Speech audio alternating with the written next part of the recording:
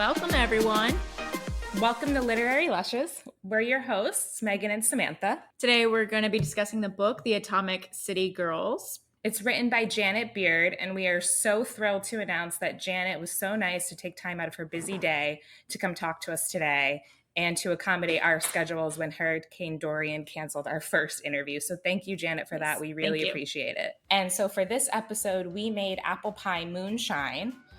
Very easy to make, really delicious drink, probably very dangerous to drink because it's so good. It's smooth and nice, and it's great for sitting by like a fire or reading The Atomic City Girls. Or that. Please let us know what you think of the drink with the hashtag #LitLushPodcast. The reason we went with the apple pie moonshine is because in the book, the characters' drinks of choice were coffee, soda, watered down beer, and quote unquote splo, which is homemade liquor. And we thought moonshine was probably the most appetizing out of all of those choices. Janet, thank you so much for joining us. We are so excited to have you. Oh, thank you. And we have to know, how did you come up with the idea for this book? Well, I grew up near Oak Ridge, which is where the book takes place, where they enriched the uranium for the first atomic bomb. So, I feel like I kind of heard a lot about it as a kid. It's definitely, it kind of looms large in the imagination when you're growing up in East Tennessee. I particularly... Yeah, I remember it was one of those things. It's kind of like a boogeyman that they say. I was a kid during the first Iraq War. Saddam Hussein is going to definitely bomb Oak Ridge because of the nuclear materials there. That sort of thing. Or people make jokes about like three-eyed frogs hopping out of Oak Ridge, that kind of thing. But I particularly remember visiting the museum there when I was about 8. And it's kind of half history museum, half science museum for kids. But I was always into history, even when I was that young. So I really gravitated towards that history part. And it kind of terrified me. I didn't know anything about atomic bombs at that time in my life, and left, with this new knowledge. And it definitely stuck with me, obviously, somehow through the years, because many years later, when I was in my 20s and had written my first novel and was kind of like kicking around ideas for a second, I saw this little TV documentary about the women who'd worked in the plants there. And it just kind of sparked something. I thought, wow, I think that could be a book. Yeah. And I have to say, when June goes and she gets into her position and she's like, the realization, like, I have to sit in front of this machine for 10 hours a day, 6 days a week. Yeah. I can't talk to anybody. And she had no idea what she was even doing. Just, I know. turn this knob, and we can't tell you why you're turning a knob. And the thought, like, and I put myself in her shoes and I'm like, I would probably just leave. And they didn't even have podcasts to listen to. No. You entertain yourself except for your imagination. So the women who did that, I give them so much credit. Yeah. So much. And the museum sounds like something definitely now going on my bucket list. Yeah. So did you have to write the book? There is a lot of the more science aspect of it with, like you said, the uranium and everything. How much of that did you have to learn? Science was not my best subject in school, so that was a sort of intimidating aspect of writing it, just making sure I didn't say something that was totally wrong and stupid. Been there, done that. Yeah. But I was more interested in like the people's stories, but in order to research that, obviously I had to learn about the basics of how atomic bombs work. Yeah. So what history was really my way in. I read, I remember I read in particular, one of the books early on I read, I think it was called Pandora's Keepers. I can't remember the author, but it was just focused on a lot of the major scientists involved in the Manhattan Project. And even though like specifically I wasn't going to be writing about those, like the bigwigs, so to speak, it was good to get that basic history of how the science went down. I know you said you like the history and the stories. Did you use any real stories that you learned about or real people to build the characters in the book? As background, definitely. No one is like none of the characters has a real person they're based on, but lots of little details I definitely got from oral histories, which was just this amazing resource I found once I started researching. I was very lucky that in the 90s, I think starting in the 90s, and I started researching kind of mid 2000s, there'd been a big movement of kind of amateur historians and real historians, but people just realizing that we were losing that generation, the World War II generation, and that it was important to start recording their histories. And in particular, a lot of people did this in Oak Ridge and the other atomic sites like Los Alamos. And now they're all collected on a great website called the Voices of the Manhattan Project. But back when I was researching, it was a bit more hodgepodge and homemade. And, but there was stuff being put on the internet, just very basic transcripts of oral histories people had done with all kinds of different Manhattan Project veterans. So it could be everything, a lot of these women who'd worked in the plants, a lot of people who had been children because they weren't as old. There were more of them around, and that's a really interesting perspective to get because kids see things in such a different way. And they certainly had no idea what was going on, but their parents had been moved there to do this mysterious job. And so, yeah, you just get wonderful little details from those oral histories because the things people remember, it's not always the things that make it into the official history. And it really brings the world to life. Well, that's usually the more of the stuff that I like to hear about than like, oh, this is when this happened and there and there. Yeah. I'm like, oh, how did it affect everyday living or like, what was the cafeteria like? Exactly.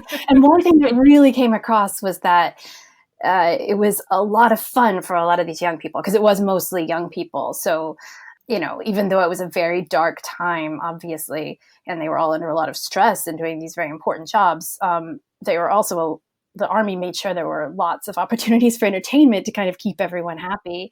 And, a lot of them were having the time of their lives. They were 20 and getting to hang out with lots of other 20-year-olds and having fun. Right. And maybe in a situation where they wouldn't get to because they're from a small town. And, absolutely. Yeah. Yeah, it almost reminded me like of an adult summer camp, but you still have to work.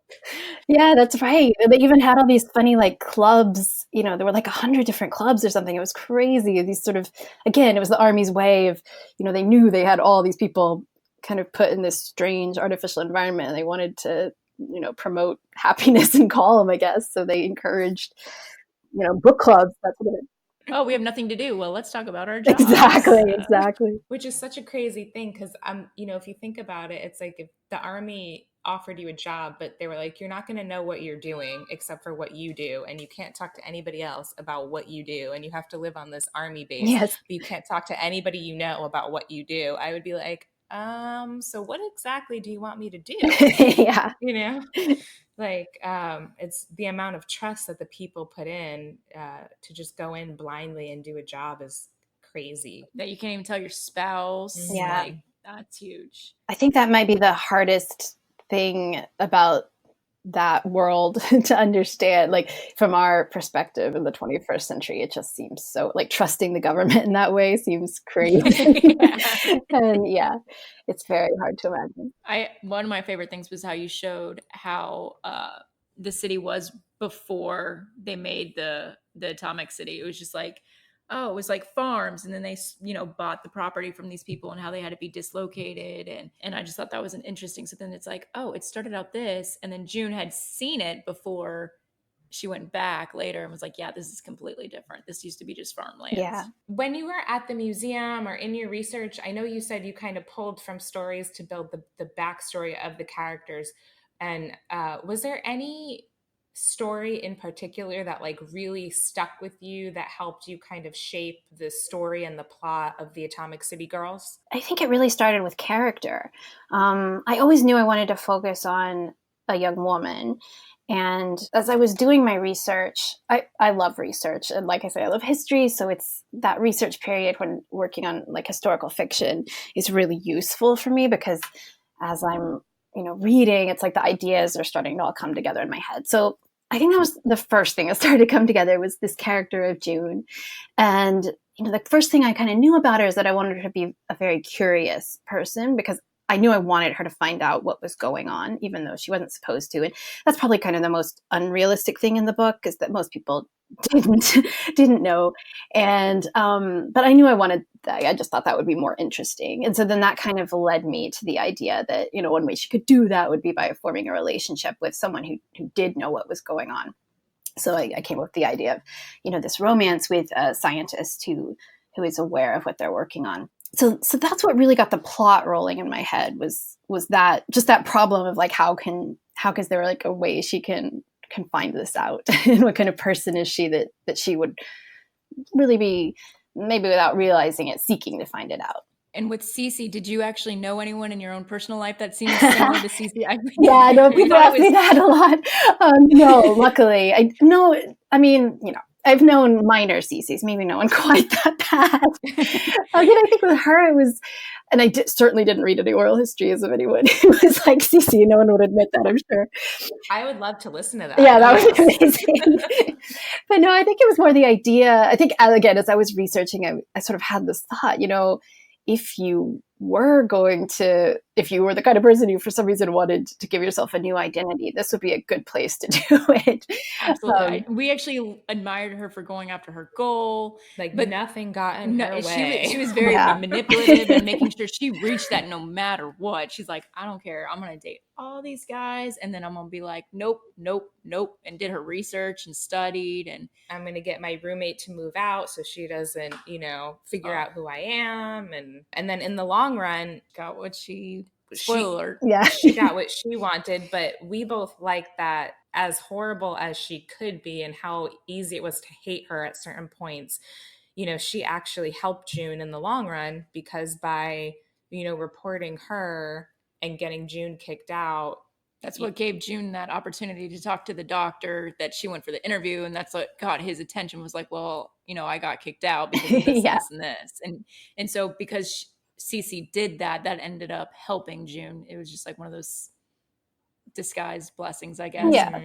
Yeah.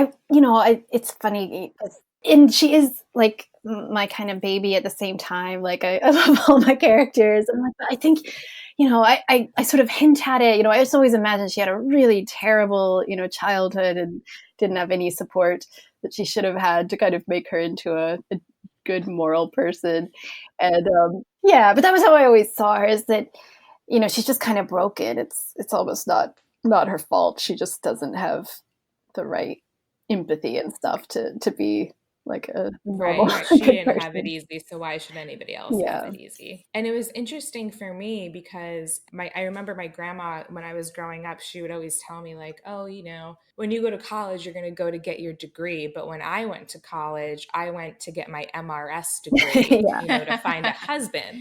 You know, seeing Cece's point of view, where she was essentially there to find a husband, I was like, yeah, that was a mentality for a lot of women back then. Yeah. You got to find a husband. And that was like an interesting perspective to kind of imagine, because nowadays that's not usually your goal for going to college. Yeah, absolutely. And, you know, my grandmother was valedictorian of her high school class and didn't even go to college. Like it just wasn't even something, you know, really that she thought about, because it just wasn't what girls did, you know. She also told me, I think she was about like 19 or 20 when she got married, and she was considered an old maid. So yeah. So crazy to think about now, you know? Yeah. So we were curious, and especially for me, when June first gets to the Oak Ridge City and she's going through her orientation, and there's that wonderful like speech by the woman about how, you know, the new female hires are expected to act and dress. And she's like, you know, don't wear red lipstick, be nice, but don't flirt. You don't want to distract the men from their very important jobs. And of course, me sitting here in 2019, that was driving me up the wall. And was there any truth to that whole like spiel about like, this is how the women are expected to act in this situation? Yeah, I absolutely got that from some different sources. I saw references to the pamphlet. I just took the name Between Us Girls and the Gatepost. That was a real pamphlet. I could never actually find it. I would love to see the real thing if there's a copy somewhere. But yeah, I read it described by people who had been to the orientation that was definitely the official message. And, people didn't really bat an eye at that time with that message. That was, Right. It's like, oh, look nice, but don't look too yes, nice. exactly. Be nice, but not too nice. Yeah, don't give men the wrong idea. Don't distract them. It's all on the women to, yeah. It's more laughing about the hairpins that would get in the magnets. Yes. Like they're like, make sure you don't wear these. And then some would still forget because, such routine when you're doing your hair. And just, I horribly laughed at that when the girl got... Well, I imagine it was quite scary to have your hairpin come flying out of your hair and not really know why. And imagine being all the other girls, though, that are super bored and at least get a little, like, entertainment. And so was that with the hairpins and the magnet? Did you come across any stories about that where some poor woman was scared half to death because hairpins came to life? Yeah, again, nothing that detailed, but it was that sort of thing that you see mentioned a lot in these descriptions of how the Caleutrons worked and how the young women came to work there, that they would warn them about, obviously anything metal would be an issue. We also loved the relationship between Joe and Mariah. I think they were my favorite couple. Yeah. And then on one hand, and then Joe and Ralph, and how he was trying to balance, his role as a caretaker, husband, pseudo father to Ralph, and then when Shirley comes along, also trying to like balance that act. I love Joe. Joe is I love Joe too. That probably of all the characters, he was the most closely based to an oral history I read. Partly because there's just a lot less materials out there about the African American workers. In the last 20 years or so, a lot more attention has been paid to that aspect of it, but it wasn't all. You don't see any references in the older histories of the Manhattan Project at all until you get to like the 90s or so. And so I read this one particular description that a man had given, and the basic outlines were very similar to Joe's life. Like it was only like a 3-page kind of description of his time in Oak Ridge, so it wasn't that detailed. But he had been a sharecropper and had to leave his family behind because he couldn't afford to bring them, and was sending money back home. And from that, I just created this character. And then again, Ralph was kind of a way to show the sort of flip side of how there was activism going on at the same time as there were plenty of people like Joe that were just there trying to do the best they could for their families. But there really was a colored camp council. It was called, a group of people that got together to basically protest the conditions because they were really, really outrageously terrible for the Black workers. Yeah, I mean, when we were reading the book, and it's just the stark contrast of, oh, well, Charlie and Anne get a nice little house, but Joe, has to live in like a shack. Yeah, that his wife barely has heater, and and his wife can't even, come, and then even just the differences with like the cafeteria and the rec centers. Yeah, the rec centers.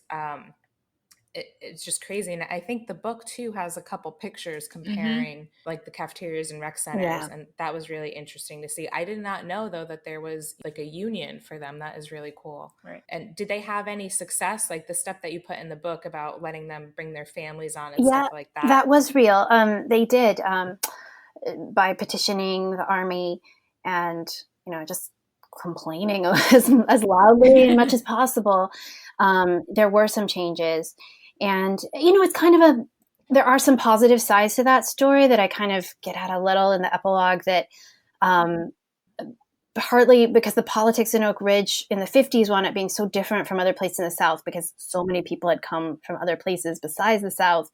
It was one of the very first school districts to desegregate after the Brown versus Board of Education Supreme Court ruling and everything. So in some ways, the Black community there did wind up getting maybe a slightly better deal in the end than in other places in the South anyway. One of my favorite parts of the book, and it's in the beginning when Mariah writes to Joe about, their son, and that little short letter, I like bawled like a baby Yeah. because I was just so like, I was like on the edge of my seat. I was worried about their son, and I was like, oh my gosh, is he gonna be okay? Is he gonna be okay? And if he dies, Joe can't go see him. Yeah. Like, oh, it was, so I was like waiting, and like, so I think I was like holding my breath, and then I saw that she wrote him, and I'm like skipping around. Like I ended up cheating. I didn't read it all the way through, like from start to end. I had to like see, like, all right, where's it at? Where's it at? And then I was like, oh, okay. And then I started rereading it, and then I was crying, and I was like, oh, that's so emotionally and awesome.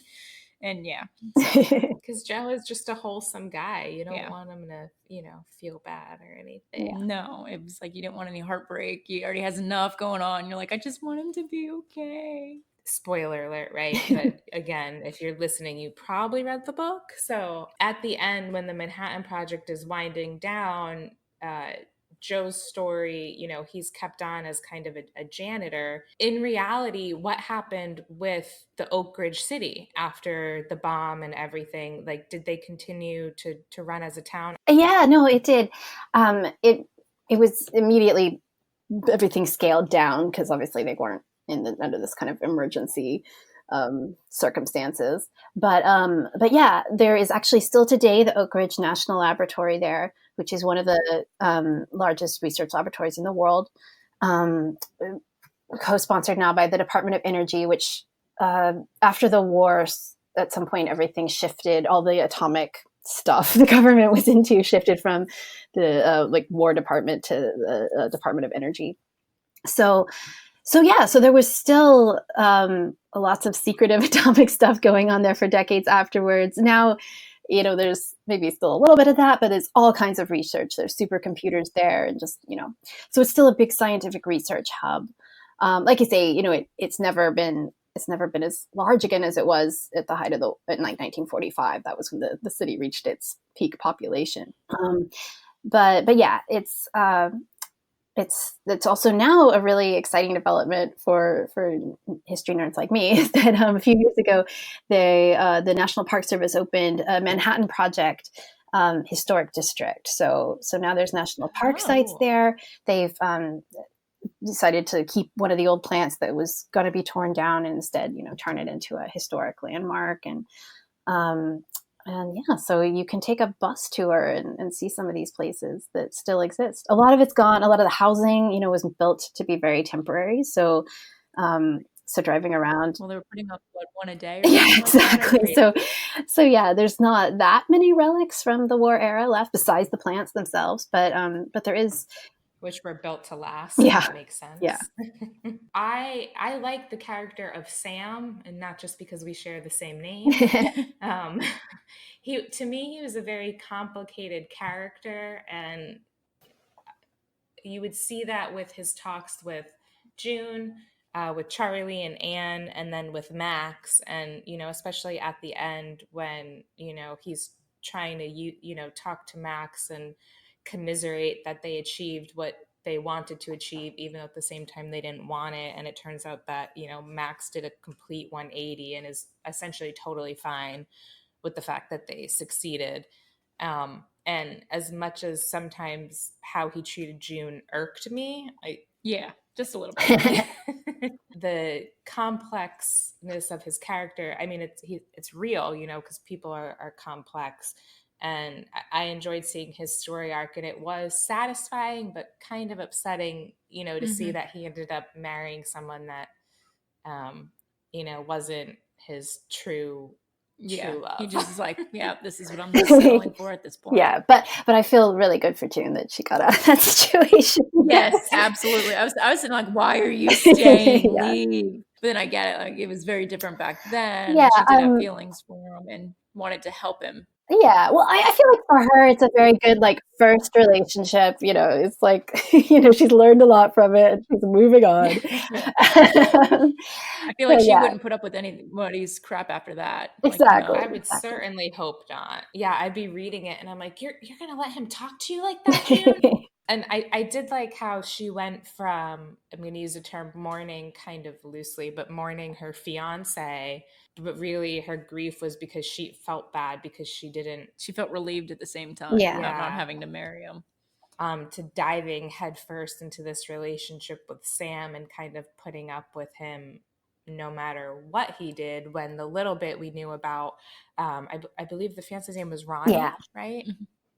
Yeah, the little bit we knew about Ronnie, it made him seem like he was such a nice guy. And, then she spends all this time with this guy, Sam, who could be kind of a jerk. I thought that was That's a nice word to say. The way he treated her sometimes, especially with the drinking and like. But then I understand also why he was doing so much drinking, because that makes complete sense. If you're making something that you feel morally against, and the only way you feel like you can cope and get through the day is, but professionally, it's the opportunity of a lifetime, and your whole yeah. career's been building up to that point. Yeah. I get it. I also thought it was always my idea that he was basically a functioning alcoholic. And again, it was in that era, people didn't talk about addiction in the same way, and it wasn't addressed so openly. And again, maybe if Sam had been born in another era, he could have been happier and, got some help. I know. Like I said, when I saw the ending, I was satisfied. I was like, okay, he got what he deserved. I'm like, oh, I still feel sorry for him at the same time. Should have been nicer to June, I guess. Yes. And then his relationship with Charlie and Anne was very interesting. The fight that him and Anne got into. Yeah, that was a little like I was shocked. I was like, dang, Anne, way to bring that down. Okay. She's just like, nope, she can't, which I actually disagreed with Anne, because I was watching how fast June learned, especially with the typing. She learned that so quickly. I'm like, I don't know. I think she could learn to sit with physics. Yeah. But I like that she ended up helping June later with the typing. That was nice, because she could have easily been like, nope. Yeah. Again, I think I always thought of Anne as basically a good person, but maybe with some sort of, class prejudice, really. She's carrying with her. And, I do think there's this sort of way that she's looking out for a younger woman and sees her being taken advantage of to a certain extent, and is trying to stand up for her. But it's also kind of mixed with her own snobbishness. She can't, it's sort of hard for her to imagine that, she's a sort of appropriate partner for Sam, really. Right. And then just being like, no, it's not that easy to do what I do. Oh, wait. Charlie was an interesting character too, because he wasn't as open as Sam was about, hating the inevitable outcome. But you could tell that they shared that sentiment. But I feel like, Charlie handled it better, even though, he would drink with Sam and commiserate and whatnot. I think he just was like, I'm just going to be in denial about what's this going to end up doing, and I'm just going to do my job. Yeah. Ignorance is bliss, right? Yeah. Charlie seemed like one of those people like you could imagine being that's your grandfather, the super sweet guy who's willing to listen and help you out. And yeah, that's like when I was when I was reading Charlie's parts, I'm like, yeah, that seems like how my grandfather probably was back in the day. So June gets the job at Oak Ridge because her sister was already working there. And, that's established early on in the book. I was hoping to see, I guess, more interaction with June and her sister. And I know realistically, Oak Ridge was a huge city. So if you're not, in the same neighborhood or on the same schedule, you probably would have to make a huge effort to see each other. Was that a conscious choice to kind of limit her interaction with her sister to just like a couple times, I think, in the whole Well, book? it's funny because in my first draft, there was actually a lot more of the sister and her boyfriend who becomes her husband. And in fact, there was a whole, there were sort of point of view chapters from his point of view. And it wound up on the cutting room floor, obviously. It was a bit just all over the place. My main kind of challenge as I started rewriting was that it was just a bit too sprawling. I had, kind of too many characters, too much scattered focus, and it was bringing it more in on June. And so yeah, one of the casualties of that was was the sister and their relationship.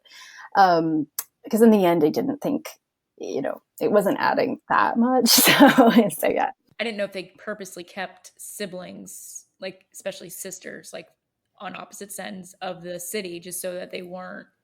Because it's one thing to like, I don't know, like there's things that I'll talk to my sister about that I won't talk to my husband about. Like there, and we just like tended to do more gossiping kind of Yeah. stuff. Where with my husband, he'd be very like, "No, we're not doing this. We're not talking about Yeah. this. We're The like, for voice sure." of reason. Yeah, where it's like your friend that you just met, you don't know if she's a spy, but you grew up with your sister, you know she's not a spy. So I could see that being more of a. So I didn't know if that was the reason why they weren't next to each other, or if it was just something that you were just like, I'm gonna focus on June and her upcoming without her sister overcasting a shadow on what her life used to be like. Yeah, like there was more of them. It was always a bit, well, like I say, I had these point of views from the fiance character, partly because because he was in the Army Corps of Engineers, so he had this sort of different perspective on building the city and finding the land for it. And but again, that just wound up being a little too much at the beginning, really, when what you really want is to get into June's story. So yeah, I wound up taking it all out. But I don't know of them purposely separating sisters because they were worried. It's a funny idea. I haven't read any accounts of that, um, but yeah, but housing was incredibly tight. So it was, that part's very realistic that, if there wasn't any room in the house where Mary was staying, you would just find wherever to stay. So, you didn't always get to live with like who you wanted to. I wonder that too with the spouses, and Janet, maybe you read or heard some oral histories on that, like with Charlie and Anne. It's like their spouses, and I don't know if there were any instances where both spouses were involved but in different areas. Like again, it was a different time, right? So the odds of a woman being like an engineer in the Army Corps of Engineers in 1940, Yeah. probably not a huge percent. But was there anything like that where both spouses were involved in different areas that if they did talk, they might have been able to like figure it out? Yeah, definitely. There were female scientists there, and also the women who were recruited to work there for some of the slightly more complicated positions than what June's doing. They would try to recruit young women from colleges who were studying like chemistry or physics or something. So, if you had that kind of background and were just observing what was going on and had a certain vantage point, you could probably have guessed. The impression I get is that, the average everyday person working there had no idea, because like the even concept of an atomic bomb wouldn't really mean anything to them. But for people who were in the physics world in any way and had, it was a very hot topic of research, area of research in that era anyway, even before the war. Like everyone was very curious about the possibilities of splitting the atom. So if you had that on your mind and could kind of see what was going on, and or maybe were aware that uranium was coming in, you would probably start to have a sense of what they were working on. However, everything I've read, people took the secrecy very, very seriously, and were very wary about talking. I think even to spouses. I mean, I'm sure, who knows what goes on between spouses behind closed doors, but so I'm sure people don't admit to everything. But it is really, when you hear these people talk, even interviews with people in contemporary times or in the past couple of decades, when so much time has passed and it's completely fine for them to talk about what they did there during the war, there's a lot of people who find it very difficult to talk about because it was just drummed into them to never ever talk. I enjoyed that aspect of the book, with the pictures that were included, where it was like, what you see here, what you say here, what you do here stays here, and like all the little things that they had for like secrecy and how they would like plant spies to try to figure out if someone was talking, Right. which seems like entrapment a little bit. Yeah. But and I'm assuming all that, like obviously the pictures were in there, so that's true. But was there any truth to the Army like planting spies to try to root out people who could potentially be Yes, absolutely. They say that 1 in 4 people were giving information to the Army in some way. So most of those people would just be everyday workers who had, sort of a side gig of informing on their colleagues. But then they also had people who, whose whole job was, to be investigators and go around spying on people. So yeah. And so, the fear about talking, it wasn't just patriotism out of the goodness of people's heart. They were really frightened that they could get in big trouble. Yeah, and like Megan was saying that they also checked all incoming and outgoing Yeah. mail, and I think it was towards the beginning of the book, Someone said something too much about like the way the building was, like her dormitory was set up or something. and they were like, and you're kicked out because you're not supposed to say what the buildings look like. And which is such, like an innocent thing to say, like, oh, my dorm is 12 stories and I have 4 roommates. Like, what, who would think that something like that could have such a bearing? But I probably could not have had that job.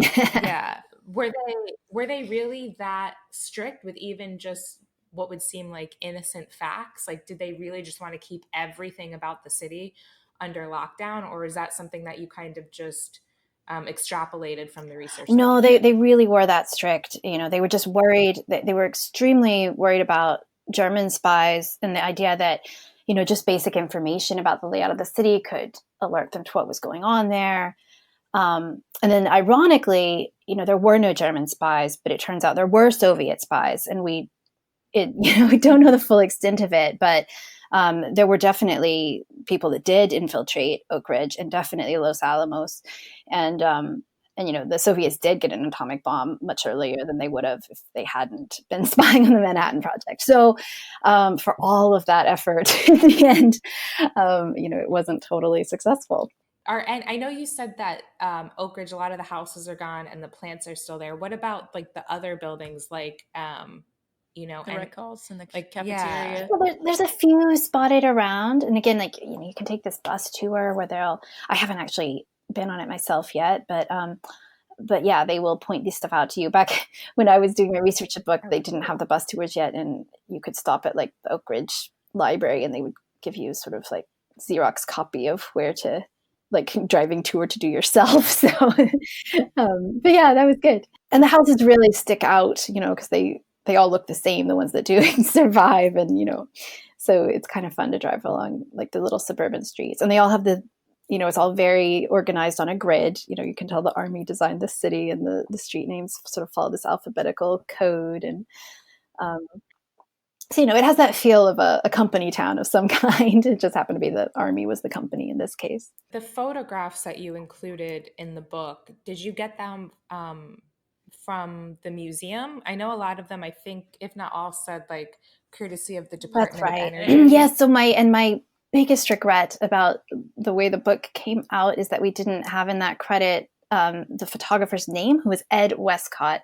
He took all of those photos, and I feel very badly we didn't get his name in there. But yes, he was hired by the Army to be the official photographer of Oak Ridge, and he just documented everything. That was his job, and he had top secret clearance to go wherever, and it's this amazing record of some are clearly a little more staged than others, but some are just really candid shots of all aspects of life. So yeah, they were an amazing resource to me when I was researching, because the old chestnut about a picture's worth 1,000 words is really true. To picture it, especially if it's done it from a time that you can understand or Exactly. grasp certain things. It was nice. I find it, it makes sense that there was one official photographer, and I'm very glad that the Army did that. But at the same time, I find it kind of ironic that it's this top secret city, and then they have a photographer documenting everything at the same time. Yeah, but it is an interesting thing, because the Army, they were really looking forward in some ways, knowing that they were in the midst of this incredibly historic moment and wanting to document it, which is great. And officially, there's not supposed to be any other pictures of Oak Ridge during the war, but I know that's not true, because to some of my readings, people have brought old family snapshots that people took illegally. So there was some home photography. Well, we all do that, I think. Yeah. We go to a concert where we're not supposed to bring it. Exactly. So one of the other things that I thought was really awesome that was included in the book, other than the pictures, which definitely made me really glad that I'm not much of an audio book listener, that I like to read it instead, because that was like a nice little like, oh, look, if you listen to it. You can't see the pictures. Yeah, I told Megan, I'm like, it's a picture book. And I also liked that included in the book was the timeline of events. So like if you were trying to figure out where things happened historically, and then along with the book, like, oh, this happened this day, and June did this on this day. And then also with that was the music playlist, so we could see what kind of music was played in the different areas. So like what's played in the rec hall is very different than what's played like in someone's home. So I thought that was a neat inclusion. Well, thank you. I had so much fun putting that together. The publisher basically asked me, what I'd like to have in that sort of final book group guide section, and it was like immediately I was like, oh, playlist, because I lost like 3 days of my life on YouTube just watching old weird videos of people singing songs from the 30s and 40s. But it was really fun. That's awesome. And the timeline of events was immensely helpful for me, especially like I get to the end of the book, so I know where, what happens to everybody, what's going on, and then to kind of read it in a chronological fashion of what's going on, and then these are what the characters are doing. It just was like a nice way to finish the book of, oh, okay, all of this makes sense. I'm seeing the big picture and how their actions are interplaying with what was going on elsewhere or in actual history. So that was very cool. Well, I wish I did that also at the end, and I wish I'd had the forethought to do it at the beginning, because it actually would have been really helpful when I was writing to have that all like listed out. But is there anything else that you wanted to share about, either coming up with the idea or your research or the writing process or anything? Anything good to share? I think, there were some real surprises in writing it, and we sort of talked about how it's very hard in today's world to imagine what that kind of trust in the government was like. And it's also another thing that was sort of hard was to put yourself back in that moment, to deal with the ending, and that moment when everyone does find out what's going on and the bomb is dropped on Hiroshima, because to see it from that 1945 perspective, I think it's really difficult to erase from your mind all the knowledge of everything that will mean in history. And to see that, it was just for most of the people who were there in Oak Ridge and, found out on this day, that they knew the war was going to end very soon, and they were part of that. And it was just this moment of crazy happiness and pride and celebration, which, that's particularly hard, I think, to see it that way. But I think that's the truth of it, that, and for the most part, when I've read interviews with people that work there, that was still their main emotion about it all, was pride and relief that they'd helped to end the war. And I think that surprises people, but was definitely true to what I've read and seen. It makes sense. So it's such a monumental point in history, and to know that you were involved, whether it was monitoring the dials on a machine or pouring coffee in the cafeteria, I think just knowing that you were involved in that, for better or worse. Yeah. You said yourself, Janet, that you like historical fiction. Do you have any upcoming works or research projects that you can share with us? Sure. Well, we were talking a little bit about music. So my new project is, it's all kind of based on Appalachian folk music. So it takes place in East Tennessee, just like this one. It's a little bit different because it starts in the present, but then each chapter goes back a generation roughly in kind of one family of women. And so it goes all the way back to 1890 eventually. But each story, they're all kind of inspired by Appalachian folk songs. So I got to dig deep into YouTube videos again to write this one.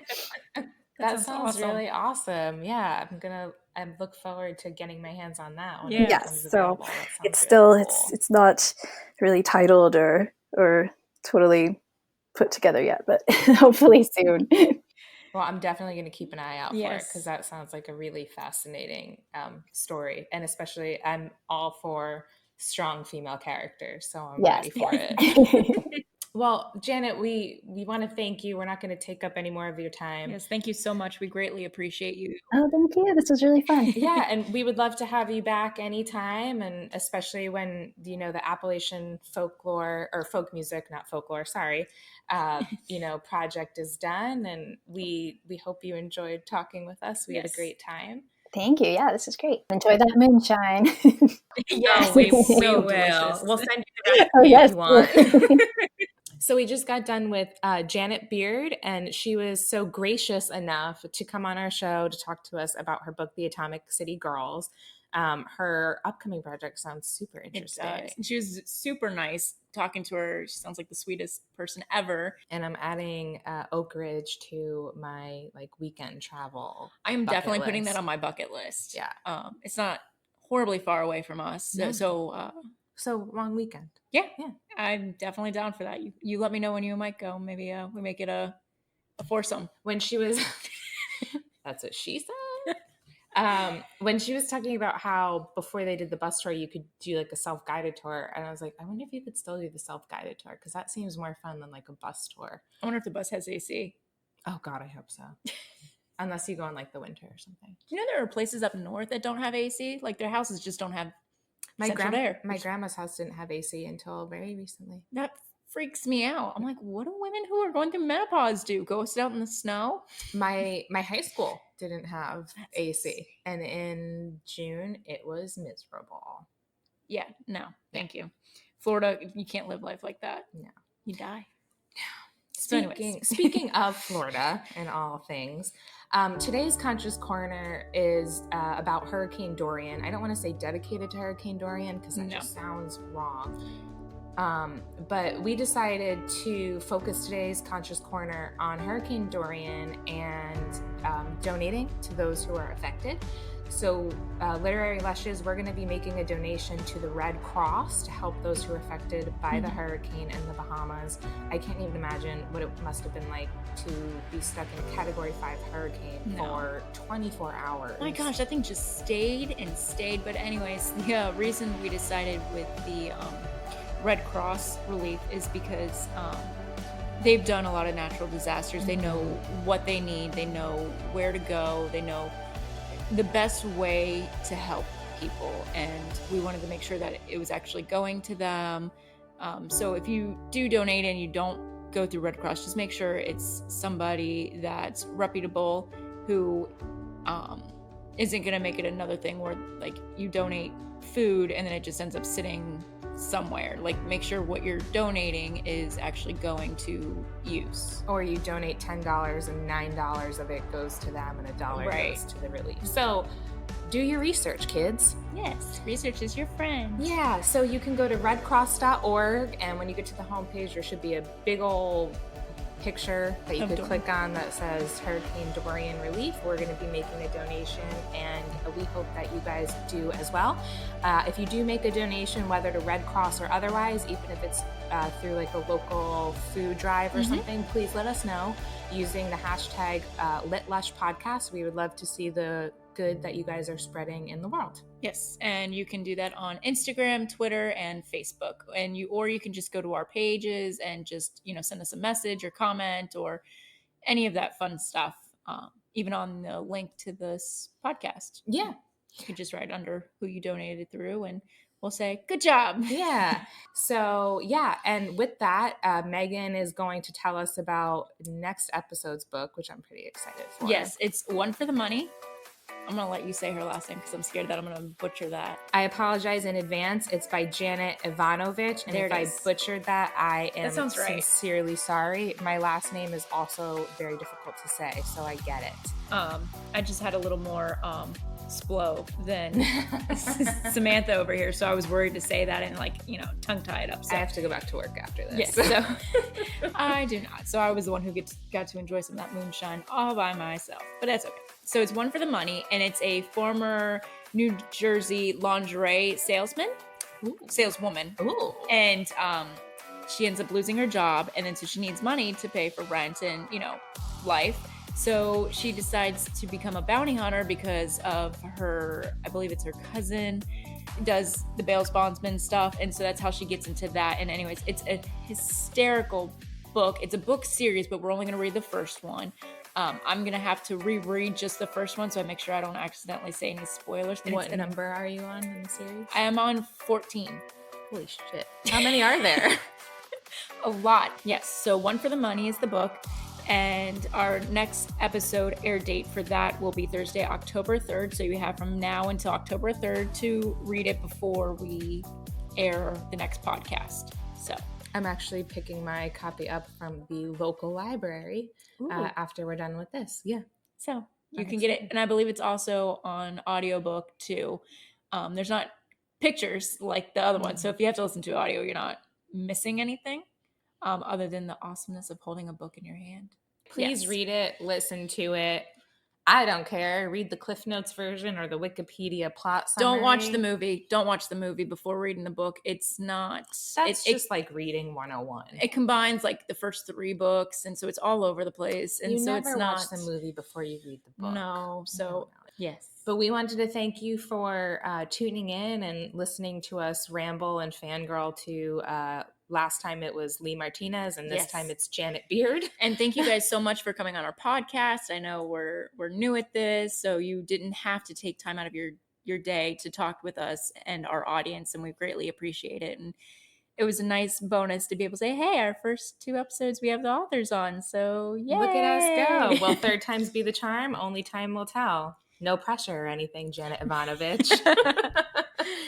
And we also want to thank all of our listeners. I don't want to call you guys fans yet. No, but listeners and hopefully fans for listening to us, tweeting us, sharing about us, and sharing with us some of your favorite books. We added a bunch of them to our reading list, and we are actually finalizing the list. That'll take us through the end of the year, along with the episode dates. And we're going to be posting that online so you guys can see what books we're going to be reading and talking about, so that if you guys are more organized than we are, you can read them in advance and be fully prepared. When you tweet about us or use Instagram or Facebook, be sure to use the hashtag LitLush Podcast. And it's LITLUSHPODCA. Like, this is lit. I love the store Lush, and I'm listening to a podcast. Yes. Yo. Just making sure, because like sometimes when I hear things, it's like, hashtag what? Hashtag. And that'll do it for us. Again, our next episode will be Thursday, October 3rd, 2019. We're going to be talking about One for the Money by Janet Ivanovich. And we'll talk to you then. And as we like to say, stay lively with your libations.